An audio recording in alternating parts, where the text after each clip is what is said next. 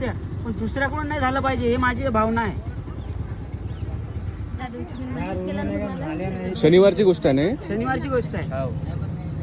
त्याचा काय विषय नाही. हा रोड कमीत कमी 500 लोकांचा आहे, पण आता ह्या लोकांना म्हटलं लय लोक जाते ह्या रोडनं. आज तुमच्यासोबत झालं, उद्या दुसऱ्या सोबत पण होऊ शकते. माझी म्हणजे भावना आहे का आज माझ्यासोबत झालं, उद्या कोणा याच्यासोबत. आज डिलिव्हरीचं पेशंट तिथून 500 घर आहे इकडे, आणि हा मेन रस्ता आहे. तुम्ही याचे सर्वे करू शकता, तिथपर्यंत पुरा रस्ता डॅमेज आहे. आणि ॲटोवाला इथून जात नाही. ॲटोवाला म्हणते आम्ही तुम्ही पेशंट इथपर्यंत आणा, आम्ही इथून इकडे हलवतो. तुम्ही मला सांगा, ज्याला हाय स्ट्रोक आला अटॅकचा, तर तो पेशंट बचावेल का? दुसरी पेशंट प्रसूती म्हणजे डिलिव्हरीचं ॲटोवाला येऊ शकत नाही, कारण इथे आहे झटक्याचे. मग कसं करायचं आम्ही गावकऱ्यांनी?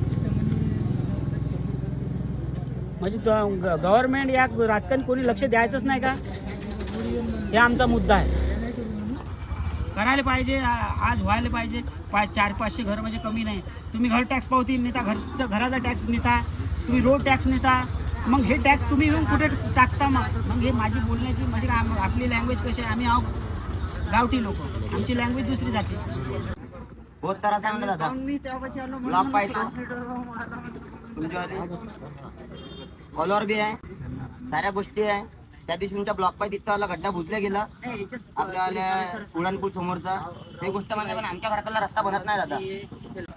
कसं आहे, हे फक्त एक इलेक्शन साठी फक्त वोट मागायला येते, नाही तर नंतर काहीच कामं नाही करत. आता हे कसं माझा मित्र आहे म्हणून मी येले सगळ्या गोष्टी सांगितल्या.